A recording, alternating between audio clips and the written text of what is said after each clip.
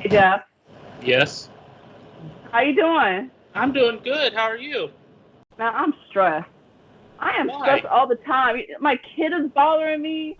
My husband's always asking me to cook something, and I, I need some stress relaxation techniques. You got any that you recommend? Yeah. Just take 5 minutes a day to yourself. Just tell everyone, you can survive without me for 5 minutes.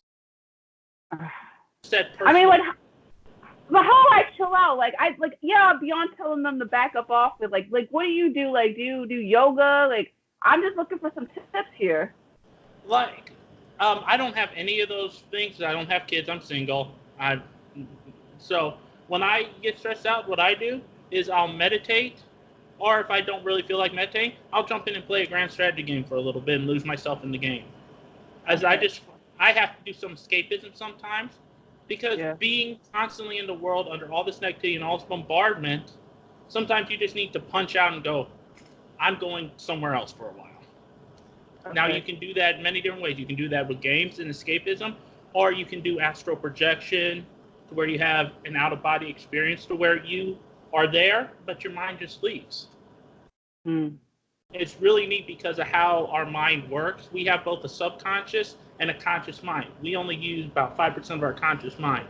The subconscious mind is all our programming that runs in the background, and we don't even realize we do it. Hmm.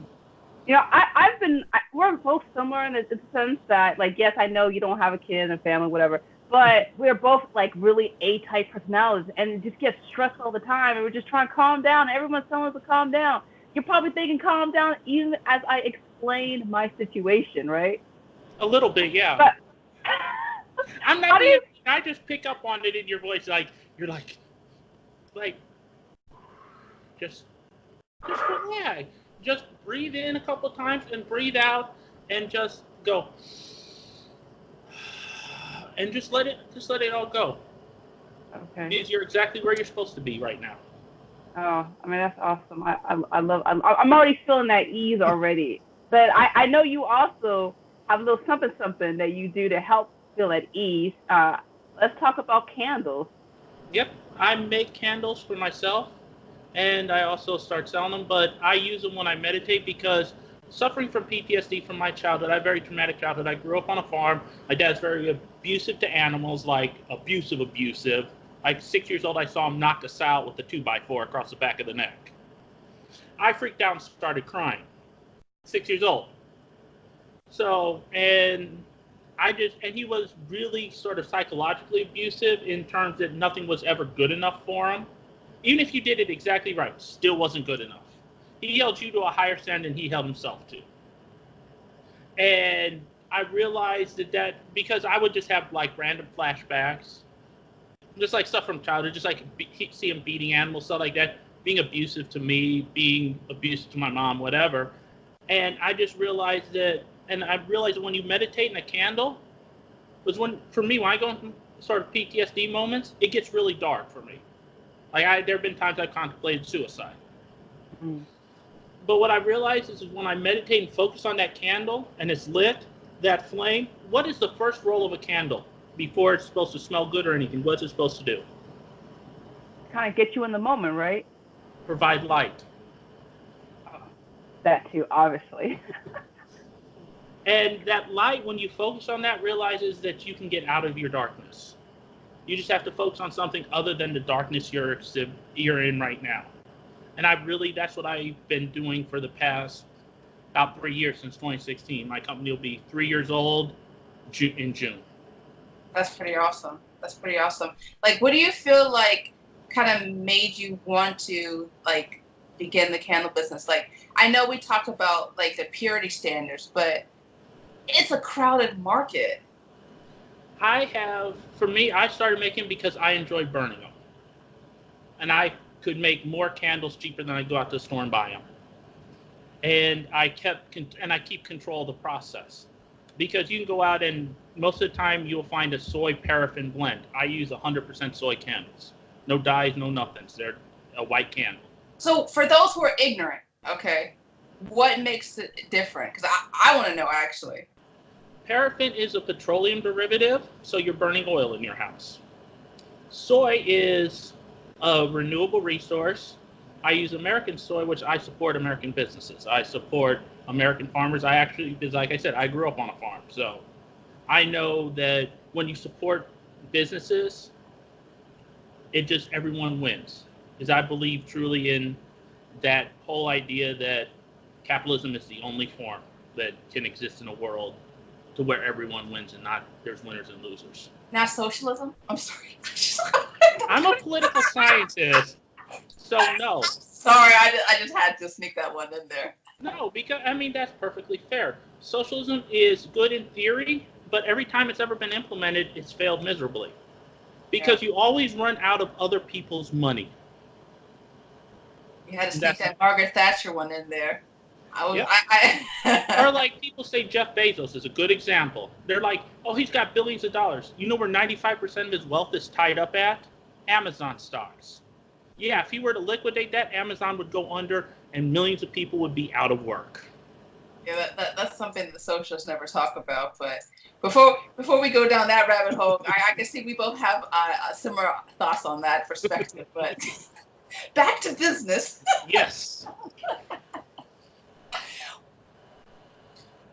It's really hard to kind of focus when you've got all that trauma, you know, and it's just like it's damaged. So even though you may be healed, you've worked through it, it kind of creeps up and just sneaks at you at the worst times, at least for me, in my personal experience. Like when you're like going through those stressful moments, yes, I know you've got relaxation techniques. Like, do you kind of ground yourself, like giving yourself inspirational thoughts or ideas? Like, what do you kind of, how do you recenter yourself when those sneak attack happens? When those moments come, yeah, I just focus on them and let them go. I let them go as passing thoughts. I don't dwell on them.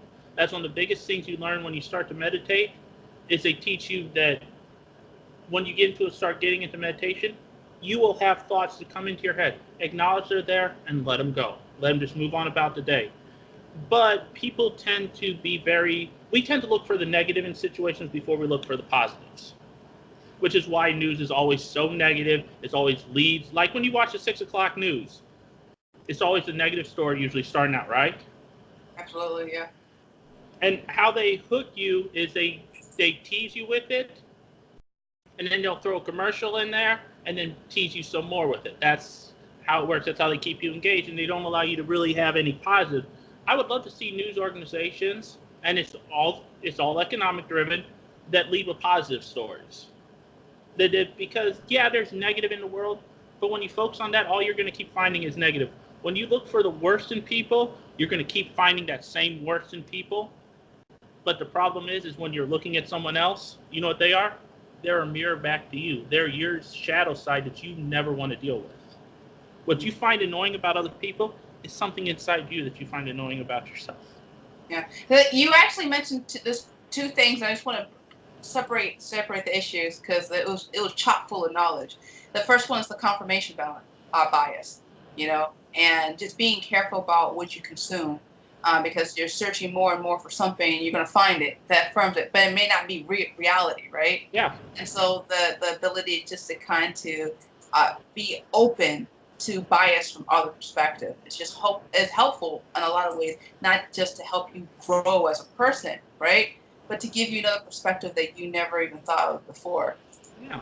That's the thing is we need to, if we want to move forward as a species, which is really what I'm trying to do, because I'm actually doing some up in Chicago. I think it's on the 15th or 16th of May. It's called Remake the City Learning. I'm actually going to be doing a demonstration on making candles and giving a little talk about building business for the people in the Austin neighborhood. You know, I'm glad that you mentioned that because a lot of people, they think when they're starting their business, they think, well, I'm just going to throw a bunch of pictures on Instagram.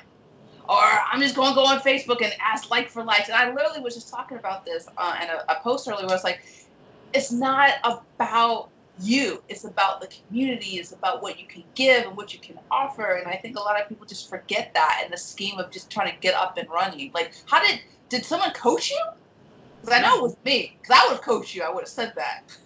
So how do you think about this? I've always been sort of a very deep thinker. I've had influences in my life, like my friend Jade Phoenix. She has a Facebook page, Follow the Breadcrumbs, or she does tarot readings. like once a week or so. I absolutely love her.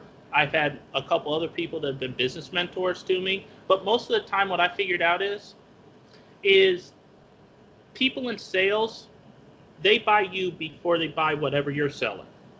If people don't buy you, they don't believe what you're saying, you're wasting your time. You're wasting your time and their time.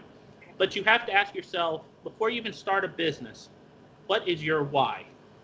Why is the most important question you can ask anything. Who, what, where, when? None of that stuff matters. Why is the only question that matters. Why are you doing what you're doing? And until people ask themselves that question and can honestly answer it, they will struggle. Like when I started this business, I did this, I want to prove people wrong. You want to know something? I realized that's a very lousy way to run a business, just to prove people wrong. Because you're always... They don't care. They don't care. Yeah, it's like the town I grew up in. Everyone in that town married someone from that town, either 4 years older or 4 years younger than them. We all went to high school together. And I just like, when I went to the military, I came back after AIT. They were doing the same thing. Okay, 18-year-olds, they're having their fun. Came back 4 years later when I was 22. People still doing the same thing, working the same job they were at 18. And I have no desire to have that. I enjoy taking chances. I'm a risk taker, but I'm a smart risk taker. There's a difference between people who take risks just to take risk. I take risks because it's moving me towards what I want to do. I want to help people. I want to build communities. I want to teach people, really, at the end of the day, what it boils down to is I want to teach people to be self-sufficient and own themselves. Because when you reach out to the government for handouts, you give up part of what you are to them in exchange for a little comfort. Well, it's a double whammy because then you're paying for that. You're paying for someone to control you, which is astounding to me why people go for that. But anyway, sorry. I think we need to have a separate conversation, which we will talk post this interview about that. Back to basics. Sorry, I sometimes go off on little tangents. I want to talk to you about chasing trends. Okay. And when you're first starting out, right? Because I know you were talking about how, when you came back from active duty, you saw people doing the exact same thing, right? Because everybody was doing what everybody else was doing, right? But let's translate that into the business world. You first step on the scene and you're seeing people do Facebook Lives, or you see people doing this, and you see people that, and you're like, okay, well, they seem popular. Maybe I just need to go ahead and do this, right? And then you just get lost in the sauce. And this vicious cycle, and you're not even creative. No, yeah. And you can't. And here's the thing: people want the authentic you. I used, for the longest time, to try to be nice and not say stuff that might offend people. I'm to the point that I don't care. My message is my message and my truth.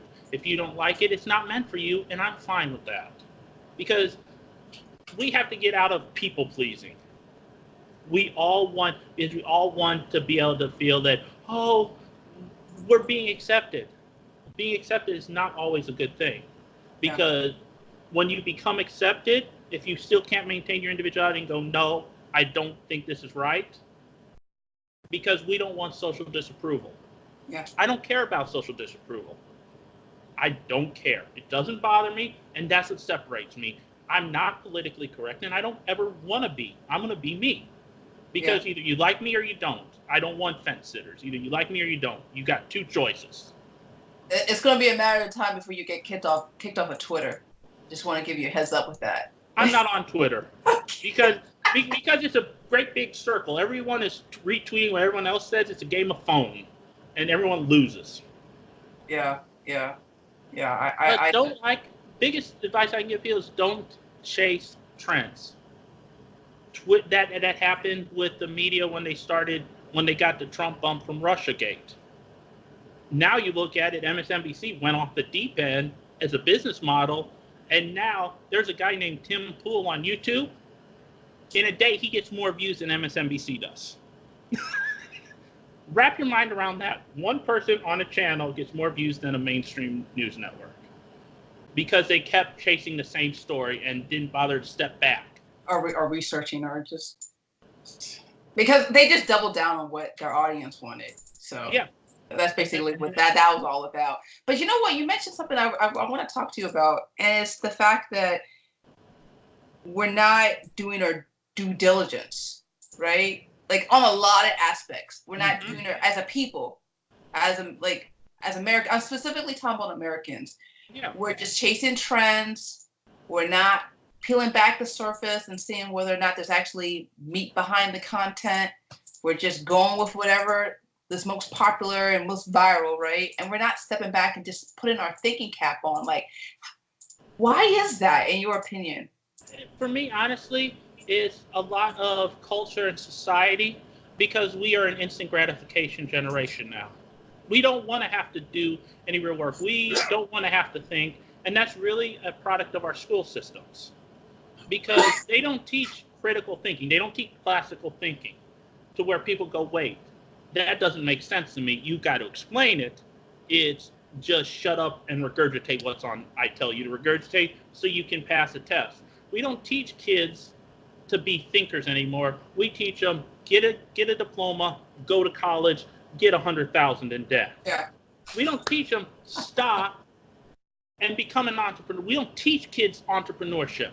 And when we do, people step in and stop them and want to complain about it. And it's makes no sense to me. It's like, step back and let people start to learn. Teach people how to think. Because we just follow, like I've seen it so many times on my Facebook timeline, people parrot something, and I'll go and literally a Google search in 30 seconds, I'll find the rest of the story. Yeah. And but you know what? Here's the thing. I'm just going to step in because we're getting into some good sauce here. There are two sides to this story, right? Mm-hmm. All right. And you know what? Let's just get political with it, because if we're going down that rabbit hole, I'll just dive right in with you, because I want to talk about something that's not being talked about at all, and it's just the fact that, guess what? On both sides of the aisle, people are lying to you. Mm-hmm. Don't get it twisted. I always hear people say, "Oh, I hate those NPCs. Oh, I hate those Nazi, conservatives, and I hate all this." I'm like, don't you realize that both sides are trying to get you revved up and angry? And here's the funny thing: the people that call the people on the right Nazis actually need to understand what a Nazi is. I'm a history minor with an econ. Yes, but they were ones that wanted to censor the media. Who are the only group of people on the political spectrum who called for censorship of ideas they disagree with? Talking about being anti-fascist, but you're the ones calling for censorship, writing when a conservative speaks at a university. Berkeley's a good example of that. Wearing masks, concealing your face, screaming racial slurs. Yeah, throwing, like, there was one in Portland, they threw fireworks into a crowd of the Patriot Guard. They were there having a prayer service. And those people on the left that threw fireworks into the crowd. It's like, y'all do realize that. Or like even Charlottesville, people don't understand that. They just show the video of the guy shooting the guy from the hip. But what they don't show you was the guy he shot had a lighter and an aerosol can and was spraying him. So basically he was using a flamethrower. You use a flamethrower on me and I got a pistol, I'm dropping you. I'm not asking. You're not burning me. It's just an incomplete story. I'll never forget during the summer fever pitch of the caravans, and they showed this infamous photo of this lady.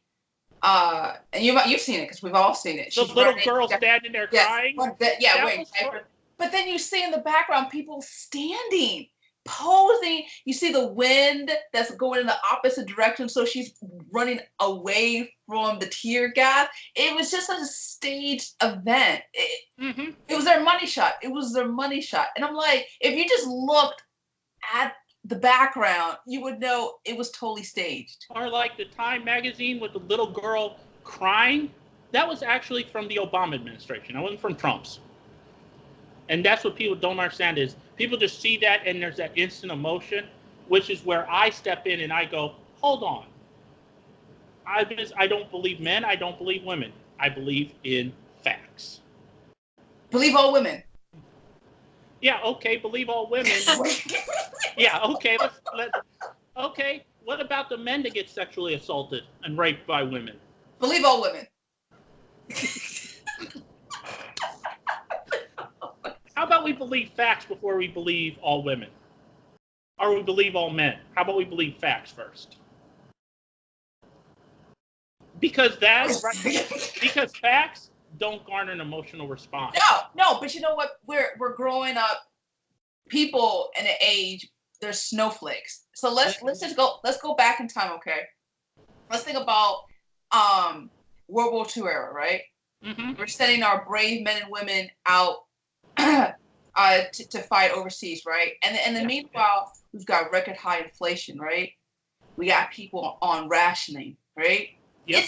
The war machine is cranking hard, and people are learning to pinch their pennies and watch everything, right? Yep. And then so the children of the baby boomers, they got everything. They got showered. They got, because they're like, oh well, I don't want to have the same experience that my parents had to go through, right?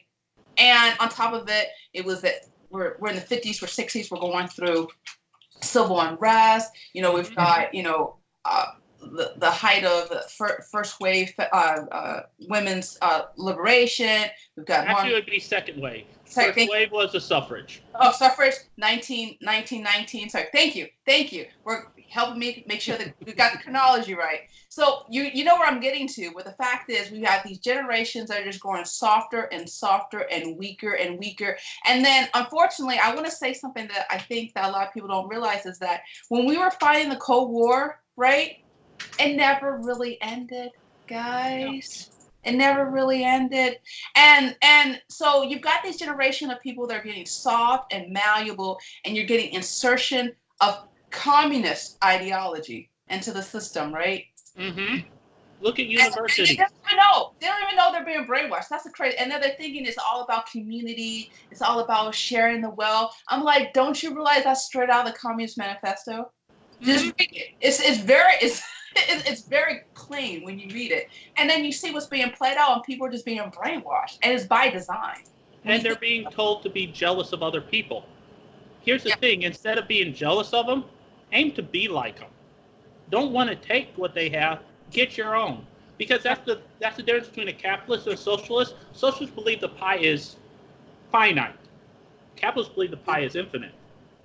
Every time there's a disruption in the economy, like when you went from the horse and buggy to the automobile, there was a huge disruption. A lot of people lost their job, but you want to know what a lot of them did?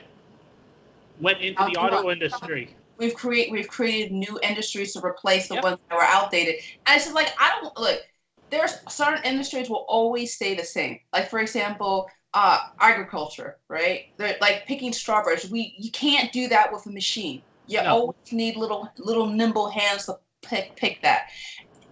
But there's other things where, like, do you really want to be arguing for $15 to say, may I take your order? Like, do you really want to do that? Like, when you just think about it. Do you want to be in the same position where all you're supposed to do is flip a burger and say, may I take your order? And here's the thing, I'm going to be perfectly honest. Think about it. A lot of people don't think about it from the business owner's point of view. I can pay you $15 an hour. I have to deal with your woman. I have to deal if you decide to go on maternity leave. I'm without you for 6 weeks or whatever it is, where I can invest $10,000, $20,000 in a machine, and I can cut my staff by 90%.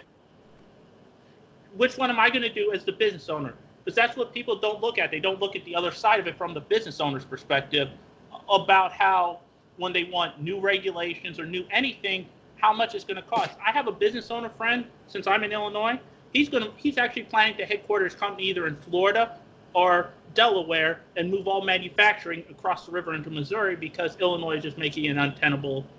This year in taxes alone, he paid about $48,000 in taxes for his company.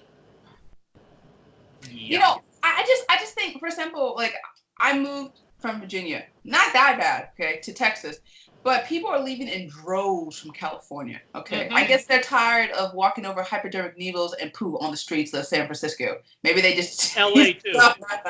And LA too.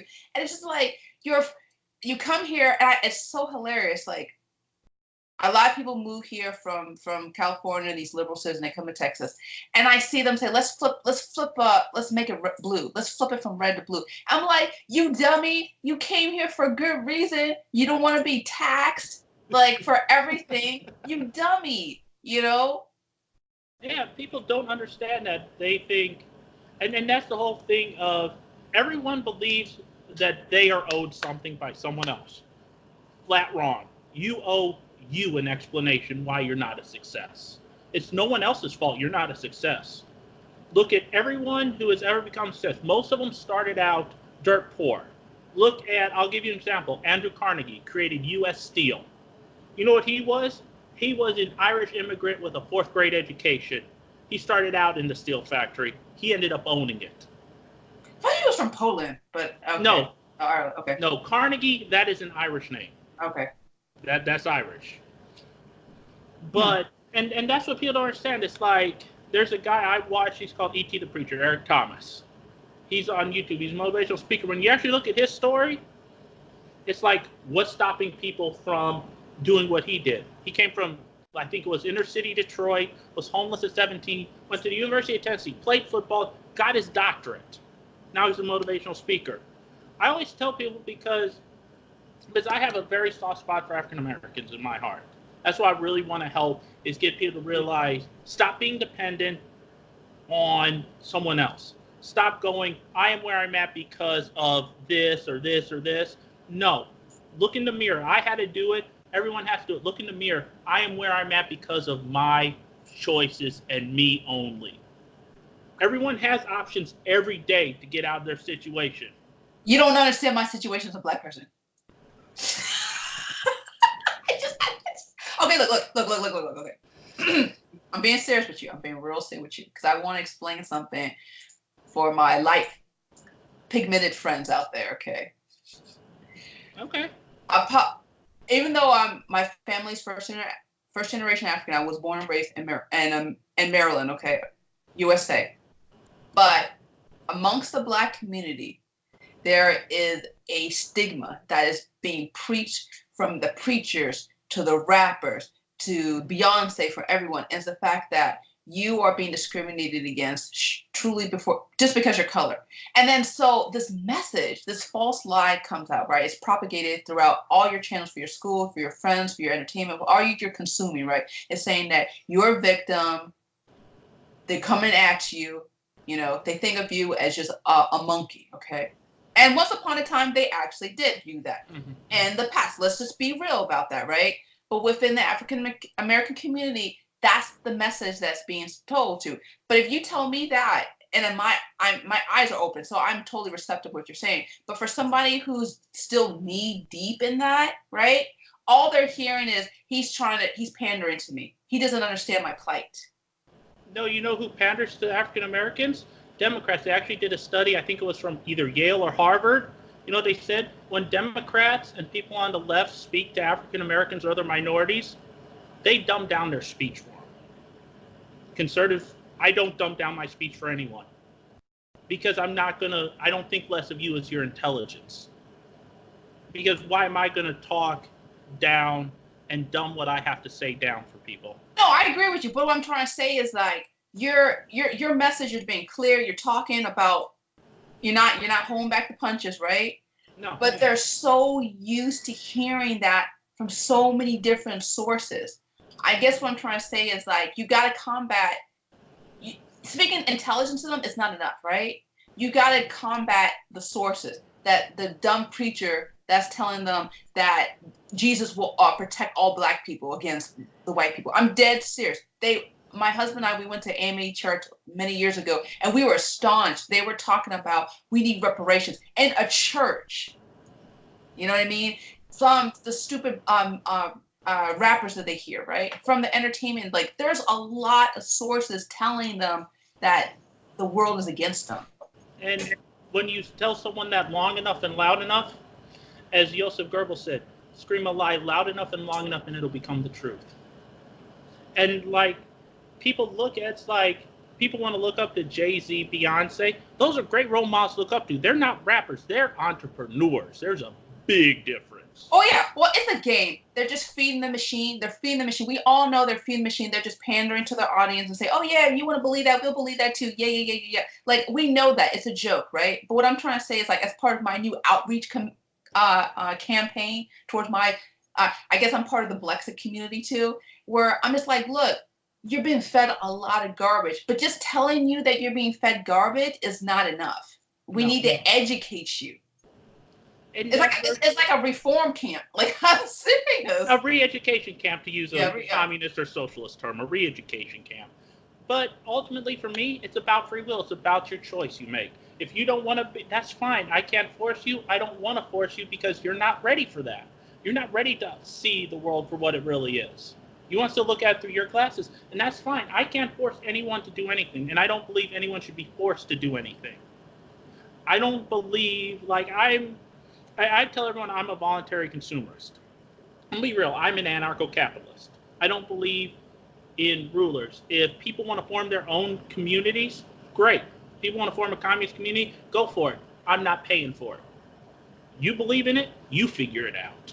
Well, I think about all the joke about, like, what was it, Elizabeth Warren and her bonkers, free college for all. We're going to loan forgiveness program. I think about Spartacus. I am Spartacus, Cory Booker Joker, talking about how we need to investigate and look at reparation. Like, we all know that physically is not going to happen. It's going to be laughed right out of the house. It's not even going to move. And here's the thing. Why should my great-grandparents came here in 1900? Why am I responsible for what happened in the 1850s?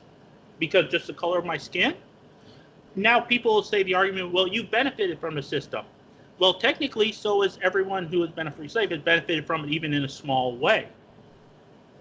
So how do we figure this out?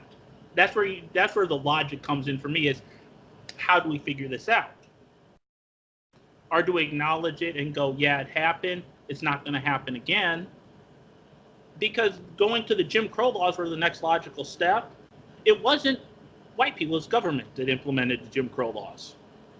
I, as a business owner, you know what I want to do? I want to work with everyone. Because you want to pay me money for my candles? Perfect. I'm happy to do it. I'm happy and I like that you said it, but I want everybody who wants to buy my stuff to come to me. I want everyone who needs business coaching services to come to me. I want people who want to buy candles, right? This is my brand, and if you don't like it, who cares? Yep. Whatever. You know what I mean?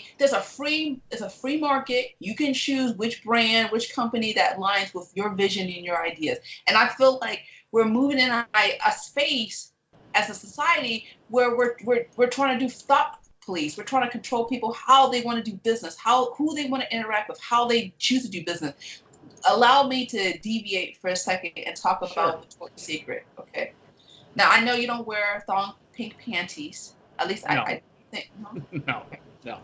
So there has been a huge push within Twitter. Now, Twitter's full of psychos, okay, on both sides of the aisle. Okay, let's just keep that one real. Okay, there's psychos. And so the psychos on the left-hand side of the aisle are saying, we need, Victoria's Secret needs to have more trans women as part of their diversity, It's basically, I'm just going to be frank with you, chicks with dicks. Okay. Thank you. You sound like Barrington. He's a YouTuber from Australia. He actually, that's one of his lines. Chicks with dick. Chicks with, and so think about this. Think about this. I want to paint the picture for those who are listening to understand this. Okay. Now, when I was a little girl and growing up and teenager, I looked at the Victoria's Secret models as inspiration of what a beautiful woman could look like. Mm-hmm. Her hair was flawless. Her makeup was on point. She was thin. She was gorgeous. She was swell, right? And then the guys, well, they like looking at for different reasons. Yeah. Everyone was happy on both sides, right? Mm-hmm. Now imagine this beautiful, long-legged, 6'1" woman with gorgeous, luscious, long blonde hair and blue eyes, but has a bulge that's coming from her crotch region. Yeah. Radiating down the aisle. Now, here, it gets even worse for me. I am ardently against trans people competing against biological people. Okay. Like, let's say I sexually identify as a woman. Me and you are in the same event. Same, let's say, sprinting event or a powerlifting event. Yeah. I'm going to blow you out of the water as a statistical average. Your bone density, like muscles. Yes. Yeah. And it's like there's this thing in Connecticut and also in Texas there was this guy, there's this teenager. He said he identified as a girl, so he got to wrestle against girls. He beat him. He beat him flat out. And it's like, okay, let's stop telling people it's okay, because you know what the trans population actually is as a percentage of the population? Like 0.005, just some minuscule. Yeah, some but you would think they're all over the fuss. Mm-hmm. But that's the Twitterverse and social media propagating this. Like, I did a video yesterday, or actually the day before. There's a person, she teaches whiteness studies. What? Yes. What? There was this professor, she was speaking, and she teaches whiteness studies, whatever that is. I don't know.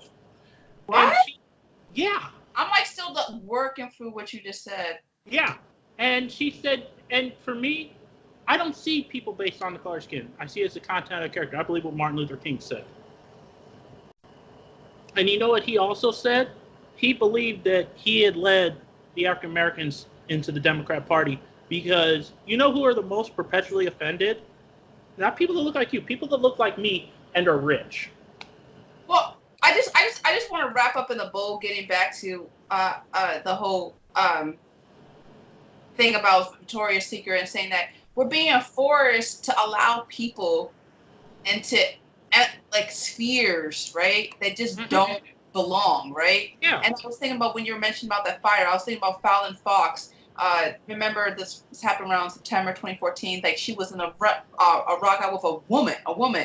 This trans woman just knocked the crap out of this lady. Mm-hmm. Real woman. She had a fractured skull. She had 5 like broken bones all over herself. And this was like in a 15-second fight. Mm-hmm. Like knocked her out. And it's like you're being pressured to invite people into spheres that they have no business. And you know what it does is women that want to have their own space are now being forced out of that space that was for them. And you know what's so funny? I hear about I forgot the name of this. There's these lesbians in the athletics. They're fighting and they're saying no, we don't want transgender, and they're being called transphobic and all these stuff. And it's just hilarious because I'm laughing because once you muddy the water on inclusivity, everybody's going to pervert it, and it's just going to get perverted. But as a business owner, it's like you got to stand strong and say like, no, this is my brand. This is what I'm doing. I'm not being trans anything. I choose to operate my business the way I want to, and fight against a crazy, mad, foaming Twitter mob. And here's the funny thing: it's actually when you talk to most people when you actually explain to them what's going on, like they did this thing like quotes from Hillary Clinton they said were from Donald Trump. It was so funny watching college kids' reaction to it when they found out it was actually Hillary Clinton that said it, and they're just like, they just had this look of like, who? Like, what? Yep. Because of what they've been fed, because we're a 30-second society. Oh, yeah. 30 seconds. And you know what? I'm going to throw my hat off to anyone who's still listening to this video right now. Look, you deserve a little, like, halo or something. Like, you're just rocking it. Because people just want to only get their 5-second click, and then they're off. Mm-hmm. They want to feel good. They don't want to deal with reality. Yeah. We want to live. We don't want to be like, I don't want to have to think outside of my little bubble. No, you never grow in your comfort zone. You only grow when you're outside of it. Yeah. Mm.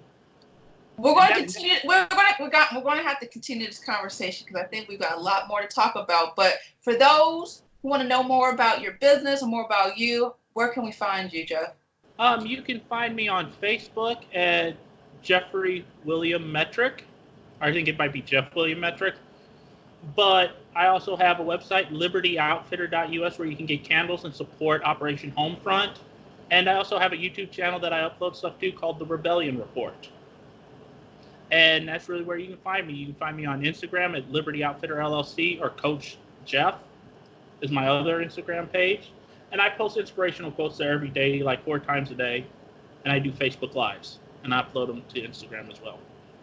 You know, Jeff, it's been such an interesting conversation. It started one direction and it completely landed into another. But I'm really glad we talked about it because I think that watching videos like this shows that there's actually people like me, that we're not out there screaming mad crazy against one side or the other, but we're just going by the sidelines going, this is crazy. Like, this is all crazy.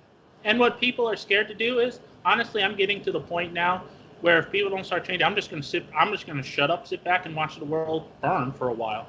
Because I think, honestly, that's the only way it's going to work, is people are going to realize that they're eating each other. And then they're going to have to, at some point, stop, because I don't like beating my head against the same wall for too long, because concussions are not fun. I played football. I've suffered 6. Concussions are not fun. I don't like the headaches.